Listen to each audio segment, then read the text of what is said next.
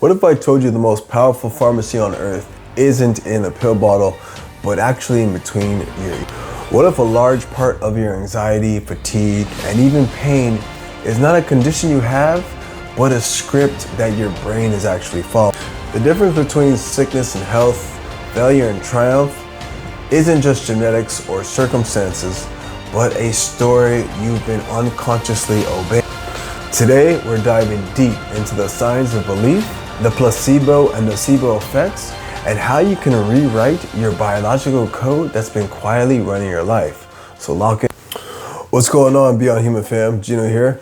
And this video is going to be basically just my article that I wrote on Substack. It's called You're Not Sick, You're Just Obeying a Story. And it just kind of starts off with the observation of, if you notice when you were a kid, you fall and scrape your knee, or if you've ever been in the playground and you see kids, they run around, they don't know what they're doing, they can't catch their balance, they fall, they scrape their knee, and the whole world kind of just pauses, and the kid's like looking around, doesn't know how to react until the adult, mom comes through, with a nervous look on the face, scared, and that's when the kid kind of reacts to the mom's reaction of, oh, this is something bad. Something needs to happen here. I need to react, right? So the scrape really wasn't the problem. It was the feedback. Someone else's panic actually told the child how much this should hurt. And we do this actually as adults. It's just gotten a little more sophisticated. I know I've done it before when I've, drinking a cup of coffee at work on my break, hungovers back in the day, when I was drinking and drugging and partying and all this stuff. I'd be hungover and I needed the coffee to get through that morning. And I'd be slamming them down only to find out it was decaf, right? I'm over here thinking that caffeine is in my body and I'm up and I'm just like, oh, I feel good, right? This is like the placebo effect in truth. So the fact that I got through that morning on what I thought was caffeine, it really was just my belief. I thought it was caffeine, I believed it was caffeine, and that's what got me through the morning. The scrape on the child's knee, it was the feedback from the mother telling him that, oh, I have to feel this, now I feel pain, now I'm feeling hurt, right? These circumstances. But this is all just a story that we're telling ourselves. So the story we attach ourselves to and the belief in that story is honestly the real variable, right? The expectations of what can possibly happen. I mean, we are basically a chemical soup in between our ears, right? I mean, if you want if you want to connect and find love, you have oxytocin. If you need some motivation, dopamine will kick in, right? You need to fight or flight, you have the adrenaline there to give you the strength and go on. You want calm, serotonin's there. So there's all these kind of chemicals, neurotransmitters inside our brain that will kind of play into whatever belief we are thinking about if we're taking something. I mean, the human brain can turn sugar pills into medicine. Okay, you can transform stress into healing, and even in rare cases, you can make tumors shrink, like in the case of Mr. Wright. Now, this guy, Mr. Wright, he was dying of cancer. This is back in like the 50s. And there was this drug he heard about, he asked his doctor, called Crebiosin. Now, he believed completely that it would save him. And he believed it so much that his tumors shrank within days, okay? Not weeks, days. All right, they were monitoring this and checking it out, and his doctors were stunned. But then he reads an article saying that Crebiosin was just bullshit and it was all a waste of fucking time. So then his tumors come back. He goes to the doctor, tumors are back. I feel like crap, I'm dying, doc, I'm dying. And then the doc's like, well, hold up. There's actually something even better than Crebiosin. This is Crebiosin 2.0. And really, he just pumped the Mr. Wright with saline, right? Like just salt water. This is the placebo. Now, strictly on his belief alone, because he thought, no, this is some really good stuff. This must work, right? This must be it. the tumors disappear again, right? Or they shrink in size, right? To the point where it's like not going to really kill the guy. And then comes the fateful day of when he reads in the newspaper, cribiosin, drug, a sham, final verdict, nothing you can do. Cribiosin 2.0, also bullshit. And because he reads this and his belief was so strong and the story he attached to it, the meaning he attached to it was so strong that he eventually died within weeks. And that was just incredible. It just blew my mind when I read about this guy, Mr. Now the reason, the nocebo, here's the crazy part. Because of how we have evolved as humans, we have taken the danger, the amygdala, the fight or flight responses to hold more weight, right? To survive. It's a survival thing. So the nocebo effect is gonna hold more weight to us as opposed to the placebo effect, right? The lighter, the good side, the positive side, the butterflies and all that shit. You don't survive like that, right? Your butterflies, you've seen Walking Dead, you've seen it. Those are the weak ones, the nice ones, they're gone, right? They take advantage of them, they kill them, they chop them up, they eat their bodies, they're done for, right? So to survive as cavemen, as we did, and we kept evolving, we had to hold this, the negative side, the nocebo effects stronger, had to have more weight. Now there's this other really dope research paper that I found called the Placebo and Nocebo effects in cognitive neuroenhancement. Now this isn't just about physical healing, it extends to our cognitive abilities and our productivity. There was this groundbreaking study published in Frontiers in Psychiatry in 2019, and it showed that expectation to receive a performance-enhancing drug can alone actually improve the perceived and actual cognitive performance. All right, so now just think about that for a second. Just the belief in this smart drug can make you actually smart. And it gets even wilder. There was this other research paper titled The Placebo Effects in Cognitive Training that was published in the Proceedings of National Academy of Science in 2016 that they found clear evidence of brief cognitive training routine. Participants who believed the training would make them smarter showed significant gains in fluid intelligence, okay? So this is direct proof that the story you tell yourself about your growth, your training, your potential can literally manifest as real measurable improvements in your intelligence and performance, okay? Your brain isn't just like reacting, all right? It's like a predicting machine, okay? It's constantly evaluating context and setting expectations, which then activate or suppress neural circuits that control everything from your heart rate to your hormone release, right? I always say that it starts with your head, heart, and then hand, okay? It all goes kind of in sync. It's all cohesive, fluid, and they go together. Now this whole time we've been talking about the placebo effect. This is the more positive side. This is the lighter side of the force, right? How you can shrink tumors from positive belief, how you can gain intelligence because you think you're getting smarter from the smart pill, right? There is the dark side of the placebo effect, which is called the nocebo effect. Now this is where if the placebo can turn belief into biochemistry for the good, the nocebo does the same thing, same mechanism, but aimed inward for ill, okay? This is the mind weaponized against its own. Now let's get into the nocebo effect, all right? The mind weaponized against the body, causing ill will towards yourself, just by thinking of it, just by believing it, right? Now nothing tells this story better than Sam Lundy. Girls, stop it. They're going crazy.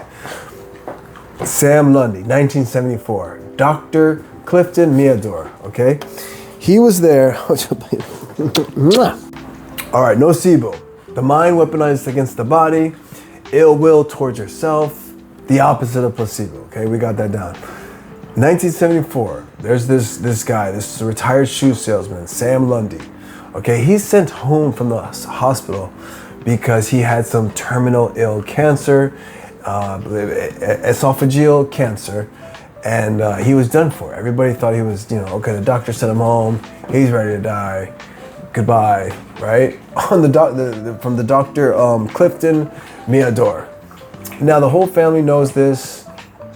They're prepared for this. He gets home, he's prepared for it. He's like, okay, fuck, I'm gonna die. I got this crazy cancer. It's over for me. So after Sam Lundy has been home for a while, his body's weakening, he's preparing for the end, he's accepted the end, okay? His body followed the script that he was saying, okay? When he died, here's the crazy part. The autopsy revealed almost no cancer, okay? Certainly not enough to kill him. So what the fuck, right? The doctor was like, he thought he had some bad cancer. He saw the prognosis and sent him home. But he was actually quoted later on saying that he died from the cancer, but not from the cancer, okay? And he actually felt bad because he felt like, damn, it was really his story that he told, the doctor tells Sam Lundy, that's probably what put him to the end, okay? Now, this is the dark side of Nocebo, right? Just from the belief that he was gonna die, even though he didn't have terminal ill cancer, okay? So like when you expect a decline, right? When you expect pain, you treat it as a confirmed reality, right? It activates your stress systems, your cortisol, the adrenaline, all of it. It shuts down regions of the creativity, the reward, the cellular repair. So the unsettling part about all this, now this is backed by cutting edge research, the nocebo effects are always going to be stronger and more persistent than the placebo effect, okay?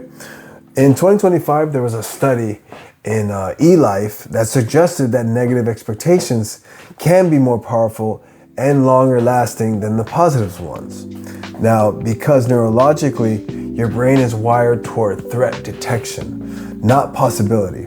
It evolved to keep you alive in this world of predators, not to optimize you for a world of potential, okay? Your default operating system is running a loss prevention program, not a growth program. So the human default setting is nocebo. But here's the good news, okay? The beyond human part, all right? The beyond human code, you can rewire yourself, all right? The same mechanisms that runs you unconsciously can be run consciously, okay?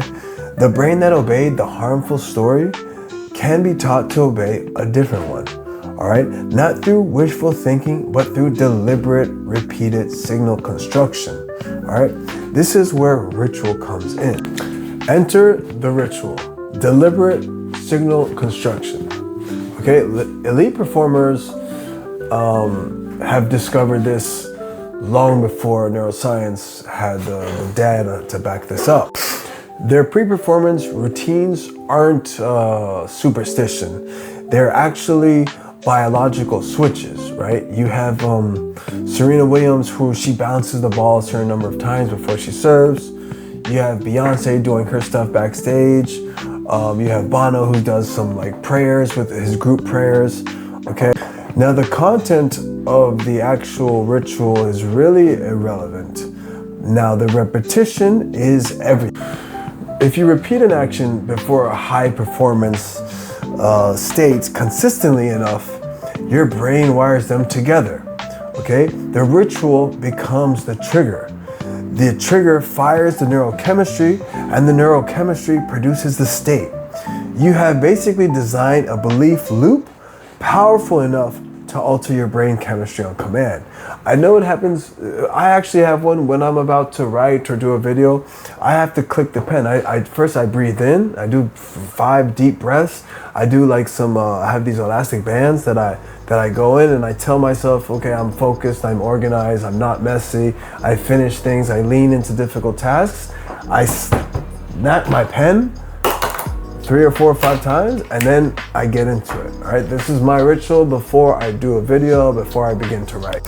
Now, this rituals and routines that you are doing before a high performance state is really just the mindset, okay? And there's this perfect research paper that's called The Mindset Over Milkshakes, and it's incredible because it tracks the fact that nutrients will not only determine the ghrelin response, but your mindset will determine your ghrelin response. And ghrelin is what basically gives the signal to the brain from the gut that if you've satisfied all the nutrients in your body. Now, this Mind Over Milkshakes research paper was published in Health Psychology in 2011, and it showed people's hunger hormones, ghrelin, dropped significantly more when they believed they were drinking an indulgent, high-calorie shake versus a sensible one. Okay, even though the shakes were identical, the only thing that was changed were the labels. Okay, your body literally obeys the label you put on what you consume. Okay, your internal dialogue is not commentary, it is code. You've been operating on a program you didn't install. The beliefs were written by scared adults, broken systems, and experiences you had no framework to interpret. They became the lens through which your brain issued biological commands on what you're capable of, what you deserve, how much pain to feel, and how much healing to allow. But the good news is, the same mechanism that ran you unconsciously can be run consciously. The brain that obeyed the harmful story can be taught to obey a different one, not through wishful thinking, but by deliberate, repeated signal construction. So where do you start? First, you're going to audit your expectation loop. For the next 7 days, catch the first sentence you tell yourself when something goes wrong. You're gonna write it down. You're not gonna judge it, you're just going to observe it. You cannot rewrite code that you haven't read yet.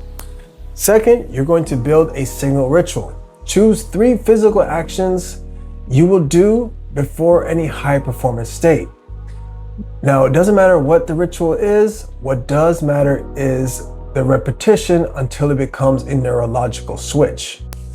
Third, change the prescription. The words we tell ourselves are very powerful and our brain will believe it, especially with evidence. So instead of saying, I always fail, just tell yourself you're adapting, right? Instead of saying I'm broken, just say, I haven't found it yet.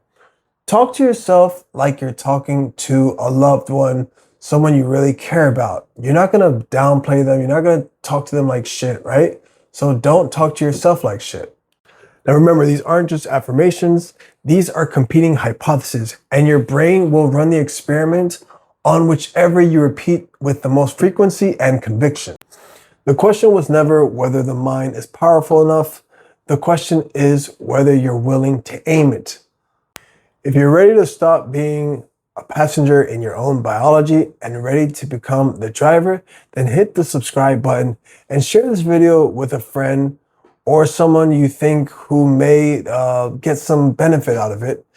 Like and subscribe, and leave a comment down below for one story you're ready to rewrite today. I read all the comments, and the comments fuel me, guys. So thanks again for joining Becoming Beyond Human. I'll see you on the next one. Peace.